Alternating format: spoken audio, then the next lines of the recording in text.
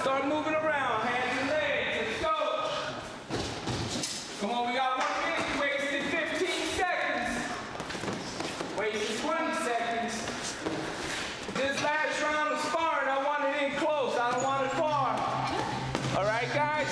The last round of sparring in tight. Hands and legs. Come on, let's work. My partner was saying to me, "Are you okay?" Because he had just kneed me in the groin. And I said, yeah, I'm fine, I'm fine. And the next thing you know, he's like, no, are you okay? Your nose is bleeding. So, and that's all of a sudden I realized I took my gloves off and I see the blood. But you know what? That comes with training. You get pops in the nose. Unfortunately, I have a very sensitive nose. So every time I get hit, it's not the first time I went bleeding. But you wipe the blood off, you get back on the mat, you keep training. It's all part of the process. So it also shows, yeah, you're strong. You can just keep going.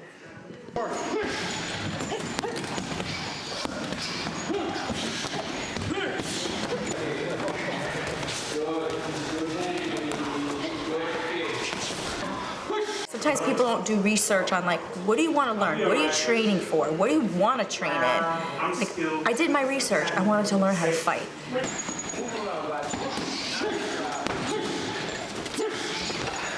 1 week and counting, February 2nd.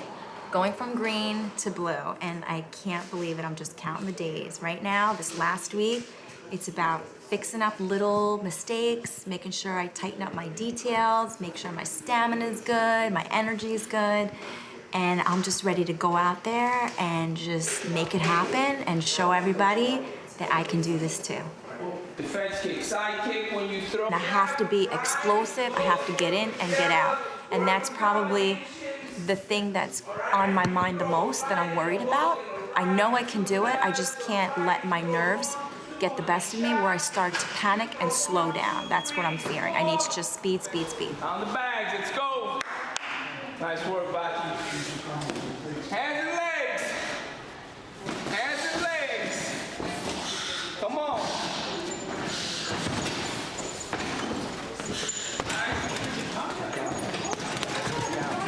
There you go, down.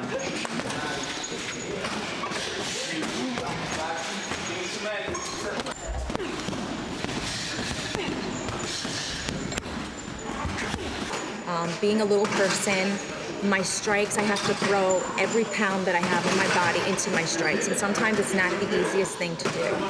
So when I'm at the bag, I'm thinking about striking hard, combinations. I've got so many things going through my head.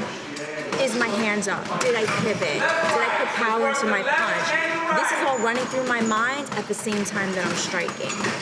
I think the worst part of it is being able to control your stamina and that you don't gas out. I'm usually pretty good with that. I have pretty good stamina. I usually don't gas out. But sometimes when I get to a moment where I'm starting to panic, like I do with training, all of a sudden I'm using a lot of extra energy and I find myself, I'm like gasping for air and I'm like, oh my gosh, I gotta stop this. Not good. Being on the ground to get to blue belt is the first 15 techniques. And for me, that's probably the hardest part because I have somebody on top of me, pinning me, choking me, punching me, and there's a panic factor to it. So that was the hardest part to get through the groundwork. Learning how to not panic, learning that I'm training in a controlled environment, my training partner's not gonna hurt me, but also remembering that out there, that's how a man is gonna take a woman to the ground. What do? Do you fight from the ground? We fight to get up to our feet.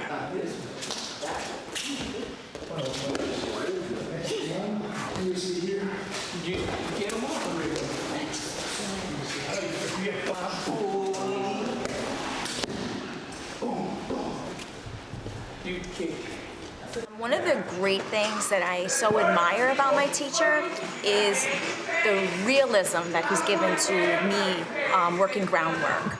So yes, he's very strong, he's very large, much larger than me, very muscular, typical type of body of a man that is going to try to overpower a woman. Let him get up, I'm fine here. So when he works with us, he's giving us the real sense of this is what it's going to feel like when someone grabs you. This is what it's going to feel like when they press their weight down on your chest. Now, as a woman, any size, that's probably the scariest moment of her life because trauma and that she might have been going through, panic sets in immediately. So when we work together, he's always reminding me, like, listen, you're in a controlled environment, I'm not gonna hurt you, nobody's gonna hurt you, but you gotta know how to get out of this because I might not be your teacher right at this moment. I'm gonna be that guy outside that's gonna be pressing their weight on you. So he gives us the real factor, but reminds us that you're gonna be okay. You can see it. Pull, up, buckle, take it down. Makes a difference, though? Yeah, you're doing it now because you're not doing anything. You're not throwing us. Lee is moving up to blue belt. She is one of the 3 people who have been training for the last 1.5 to 2 years. I push all my students hard so they understand that Krav Maga, 1, has got to work, it's got to be proficient and effective, and 2, that they're going to earn it. So however long it takes for them to get to whatever level they want to reach. Grab me. Grab me. Like I always say, my motto is I'm not teaching people how to make cupcakes. I'm teaching people how to defend themselves, to self-preserve in a real-life scenario if they're being attacked by people who are mean and nasty and not nice, who want to hurt you. So getting to a blue belt under me is a big goal, and it's a really important goal to attain as an instructor. So I push my people hard, and we train hard, and we make it work. Tonight we were training, made a stupid mistake. He called it out on me, and it's like, right now, I can't be making those mistakes. It's a roll. That shit ain't gonna work. You gotta make it work. Remember, we don't make cupcakes. Yes, sir. This is gonna go limp. Or, oh, you wanna grab me? Boom! This is gonna go limp.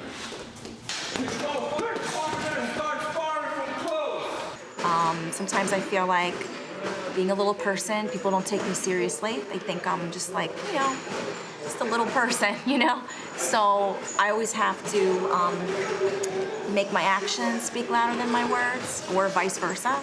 And I think that's why sometimes in front of people, I'm always the most nervous, because I don't know how they're seeing me or viewing me, so I want to show them something that they would never expect to come from me.